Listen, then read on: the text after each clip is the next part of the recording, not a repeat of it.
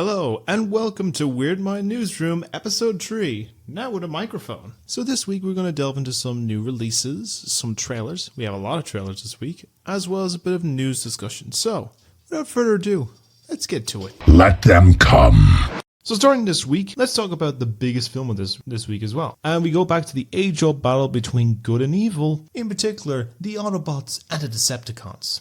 This is, of course, talking about the newest movie, Transformers: Rise of the Beasts. This is a follow-up to 2018's Bumblebee, possibly a new timeline, and is set in 1994, and sees Optimus Prime, Bumblebee, and the rest of the Autobots taking on their biggest challenge yet, when a new threat emerges that is capable of destroying the world. So they must team up with their newest faction of Transformers, the Maximals, led by Optimus Primal, to help stop destruction and save the Earth. You know, basic stuff. And this one seems to be getting a bit more of a mixed reception than initially thought, because it seemed to be that the trailers and stuff looked pretty good. Now, it could be a case of people just kind of a bit tired of the Transformers movies after the mess of the Michael Bay films, but people really liked the last one, Bumblebee, which I did as well. So, I don't know. I'll have to check it out myself. Most likely I'll probably enjoy it. So, yeah. If you want to check it out, it's available to check in cinemas right now. So, yeah.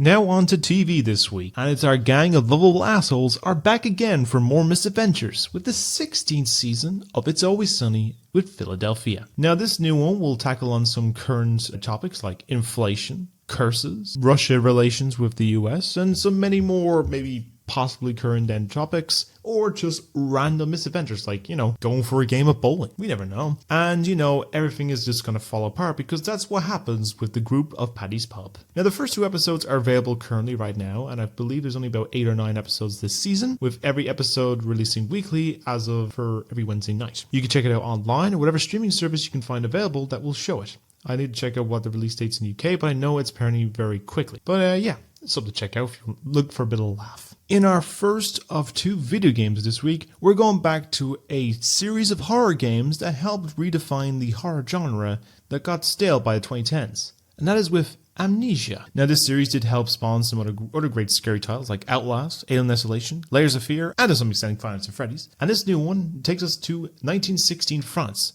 in a game titled The Bunker. Now you play as a French soldier who finds himself trapped in this bunker and with a bit of amnesia, because every game has you playing as a character that has a bit of amnesia, and you must find a way to escape this ginormous coffin and get out and survive the war. But it's not going to be easy. You got to solve puzzles, but there's also a creature lurking in the walls and in the darkness, and has you for his next target. Now the reviews for this have been pretty strong, and a lot of people seem to like it more than the previous one of Rebirth. I haven't seen a lot of complaints about it, but swings and roundabouts. So if you want to check it out for yourself, you can check it out on PS4, Xbox Series X and S, and PC. Not sure if it's a PS5 version, but we can see what happens. Now our last release of this week comes to us with another horror-themed game from a series that's had its share of hits and misses. Don't get me started on the last game that was Diablo Immortal. I mean, don't you guys have phones? And this is with the 4th entry of Diablo. Now, this new one will see you create your own character from a selection of 5 classes, which includes Barbarian, a Druid, Necromancer, a sorcerer, or a rogue. And you go on quests and do battle on a journey to save the world of Sanctuary from the resurrection of the demon of Lilith. Now this also has been getting some pretty strong reception, the positive reception. And myself, I haven't played a lot of Diablo games before. I maybe tried 1 or 2 in the past, but it looks pretty good. I might give it a try at some point, and you can give it a try as well. It's available on PC and I believe Xbox. I need to check on the PlayStation. Before I go, I want to actually talk about this as well with Diablo. But initially, in real world news, there's been wildfires raging across Canada, and the effects of it has caused a giant smog and rough air to merge over New York City. Now, why am I talking about this? Well, people snapped a photograph of the billboard in Times Square, emphasizing for Diablo 4 with the orange fiery sky above it to make it look like a hellscape. And in any case, coincidental marketing is coincidental, and I feel this might help them. But yeah, that's all we have for releases this week. So as mentioned at the beginning of this video, we do have a lot of trailers to go through. So I'm going to try and fly through as many as I can. So first off, 5 years ago, do you remember the movie Bird Box? The film starring Sandra Bullock as a pregnant woman who must survive in a new post-apocalyptic world where creatures roam the earth where you look at them in the eyes, you just suddenly decide to end your own life. Yeah, it spawned a bit of a well-received reception, it spawned a dumb trend, and you get the gist. Well, Netflix has announced that we're getting a solo sequel to this movie, and it comes out in mid-July. This is Bird Box Barcelona. It's its own little solo sequel and follows a father and a daughter as they try to survive in a much larger city when these creatures come along and cause a dangerous threat to humanity. Now, it doesn't look too bad, but hopefully it turns out to be pretty good, and if you want to check it out, it comes available on the 14th of July. Our second trailer from Netflix of this week takes us back to the world of The Witcher, with the newest trailer for the third season of the series. Now, this one is the last season, of course. They'll have the man himself, Henry Cavill, an absolute beefcake, taking on the role of Geralt de Riviera, before he's replaced with Liam Hemsworth. Now, I think that Cavill has been an excellent fit for Geralt, and this new season does not look too bad. And personally, I feel like they should. I don't get why they had to boo him off, yet the writers and creators of the show don't give a shit about the writing. I mean, did you not see Blood Origin? That movie got tarnished online when it came out at Christmas. But anyway, if you want to check it out, the first part of the season is available from the 29th of June. And then the second part, which I think is like 2 or 3 episodes, is available the rest of the week on the 27th of July. So our next trailer brings us to a bit of an action series. And a series that has been dormant for about a decade. Reason being was that initially it was the fourth one was cancelled because the last movie, the third one in the franchise, was getting pirated a lot online. But now we have a new entry in the Expendables series with Expendables 4, or Expend4bles for how it's presented. Now this new one will have some familiar faces returning, like Sylvester Stallone and Jason Statham, but also some new ones like 50 Cent and Megan Fox, as they team up to stop the terrorist of Swarto, who runs a terrorist organization that smuggles warheads that will cause a tension of rise between the US and Russia, which has already been going on right now, in an all-out war, and this team is called in to sort out. Now, it doesn't look too bad. I'm sure we will see how it turns out, and we'll probably see more promotion for it before its release in late September. Now there's more streaming news. Everyone's favorite angel and demon odd couple are back again for long-awaited second season to Good Omens, as Azrael and Crowley are back once again to help with the mystery of stopping Armageddon, when the Archangel Gabriel appears at Azrael's shop, and the forces of heaven and hell are trying to use Gabriel to their own advantage. Now this is all based on loose ideas from the authors of the original Good Omens that was never used, and does sound and look exciting and engaging. And I'll be checking it out when the series drops at the end of July. I believe July 28th. We've got a bit of content at the end of July. Now for the animated trailer of this week, we are jumping into the pages of DC Comics and focusing on The Man of Steel. Now, we've seen The Man of Steel basically being grim and moody, but this one's a bit more of a lighthearted take with My Adventures with Superman, a form of coming-of-age comedy that focuses on a 20-something's Clark Kent, the Brian-driven Lois Lane, and her reporter friend Jimmy Olsen as they learn to discover who they are while cracking the conspiracies and the stories while working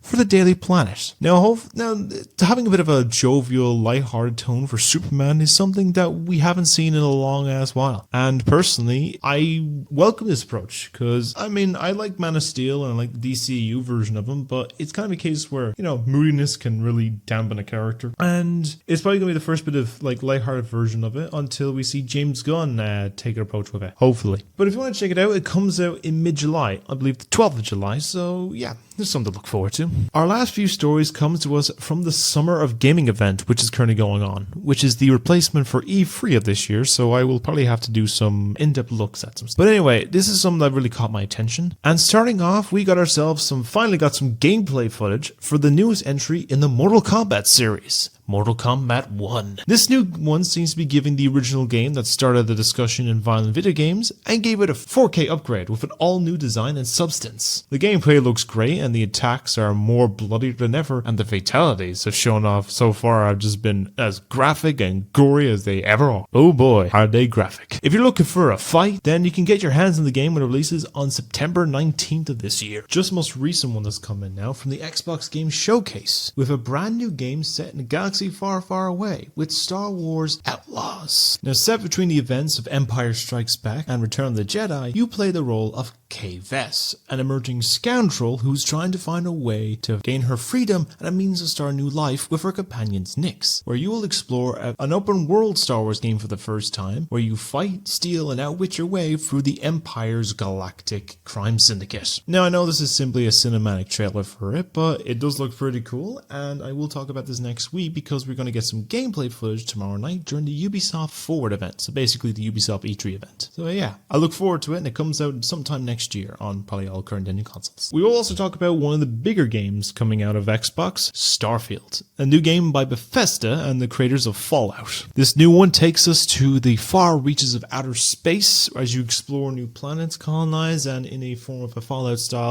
just all forms of battles and quests and everything like that. It does look pretty good, and we do have a confirmed release date. This is coming out in September, so hopefully it's pretty good and gives Xbox a chance. The last big one that did struck me a bit as I watched it, I will delve more a little bit maybe in a midweek one talking about other trailers from the game showcases I've seen, is Fable. Now, we did get an announcement that Richard Ayoade, a comedian best known for his role in IT Crowd, is making an appearance in this game as some fruit and veg consultant kind of thing. And mixed in, he's given the story about, the world of Fable, and it does look pretty cool. It's got some in-game footage. It's a little bit uncanny at the moment, but it does look pretty good. Don't think it has a release date, but I will check it out, and yeah, it looks pretty good. And our last game for this week has us rolling around at the speed of sound, as everyone's favorite Blue Blur is back with a brand new 2D Sonic game. With a bit of a twist to it, as intended the simple pixel art, it's giving a bit of a nice 2.5D design upgrade to it, with Sonic Superstars. So now you and up to 4 friends can play as either Sonic, Tails, Knuckles, or Amy Rose, gain some new powers from the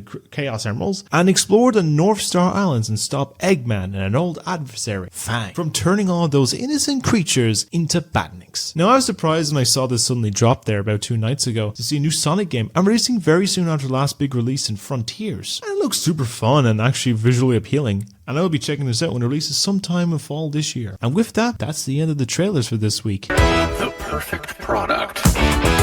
So we're going to talk Newsweek with a bit of tech news. Now, I want to say a little bit something controversial. I don't really like Apple products.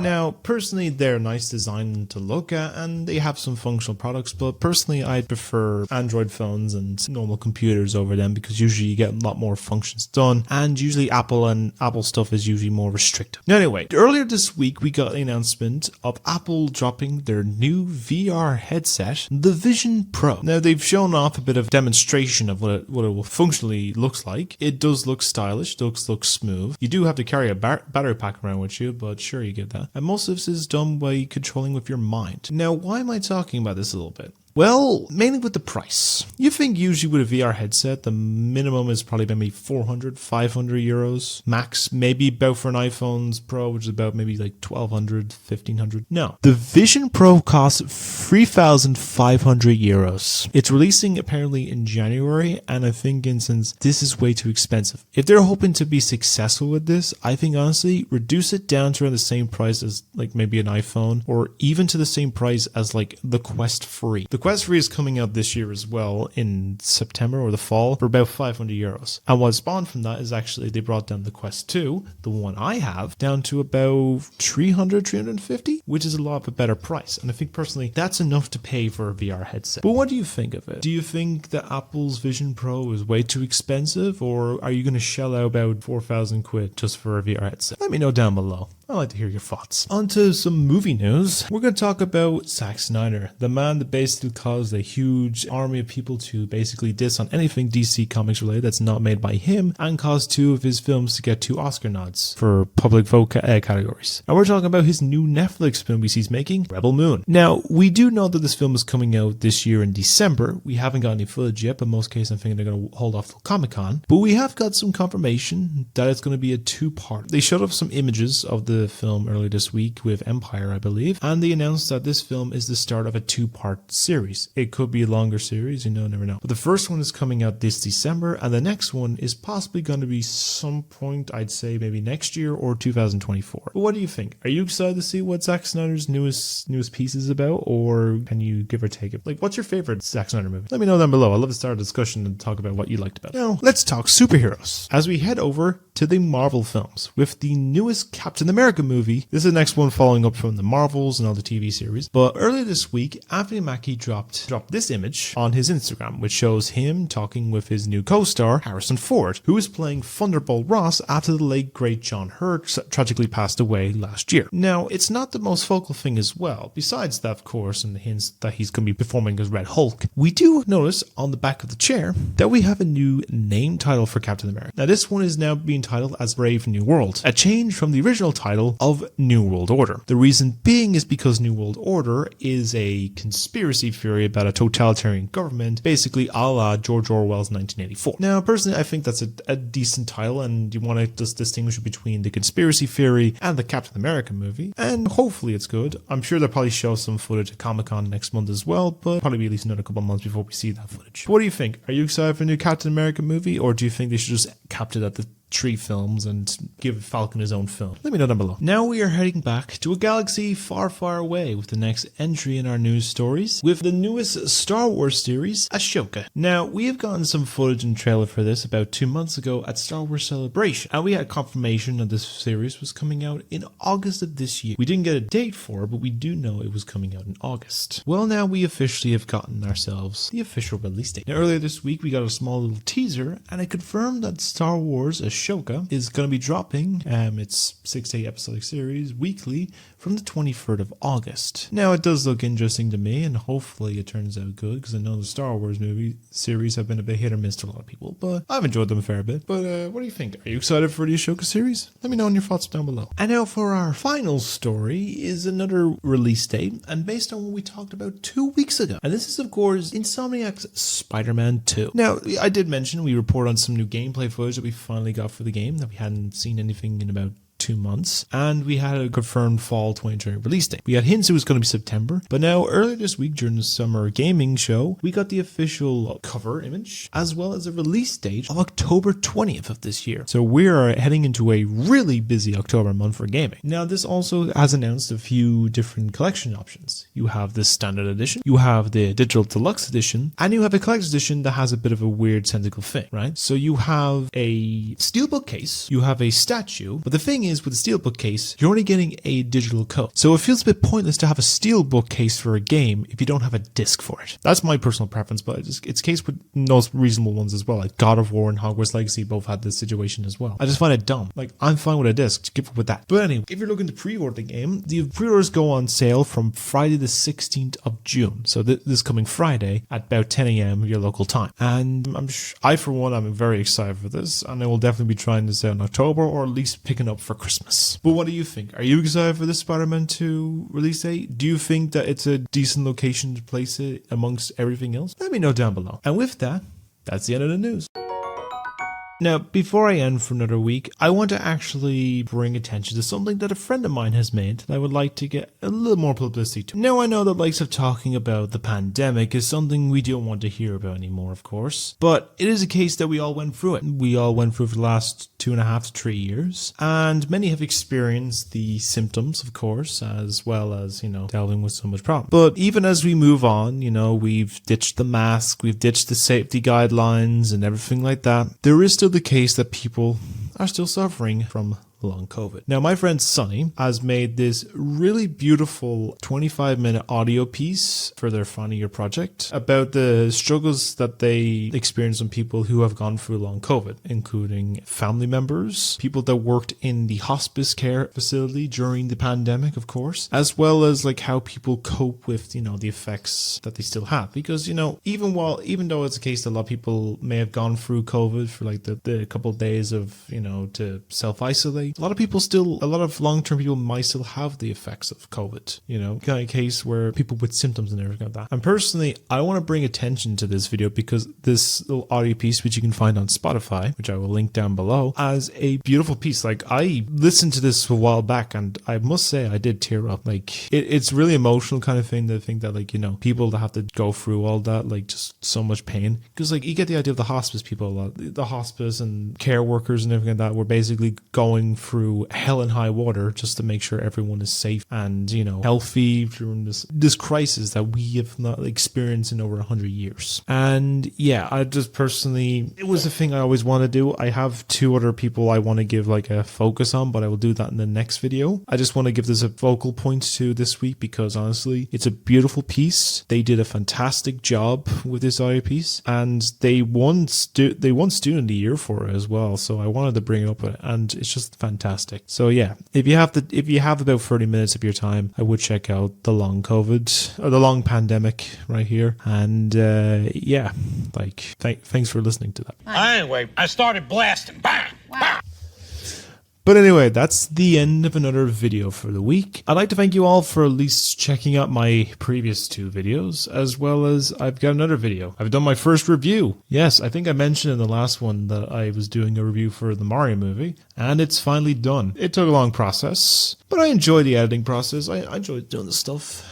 I'd like to thank my girlfriend again for the thumbnails. She does a great job at it. You see the case from the previous one as well, those little like comic book panel stuff, like the panel bits. They were my girlfriend's design, but I also just did a case of mixing my own stuff with the text file stuff. I'm not going to delve too much onto this. What to expect coming up, right? We'll do another video of this, of course. I do have stuff in mind for at least my blog. I have some concepts of reviews for Little Mermaid, Fast X, and I can finally do a review for Spider-Verse. I'll probably do a video on that as well. Hopefully it's a day where it's not going to be too warm, because I'm going to do a full-on costume version of a review for this again, like the Mario one, which you can check out down below, or check a previous one. And I do want to do some topical points as well. There is a few ones to bring about, there's the mess, the improvement, and the future of video game movies. I had a little topic of news I wanted to talk about in this one, which was about the likes of reviews, where a case of difference between you hear the stuff about early reactions and then it's completely different to the actual releases, and some other stuff like that. But anyway, I'm not going to delve too much longer here. I'm going to wrap it up here. I'd like to thank you all for listening to me ramble again for my 3rd episode.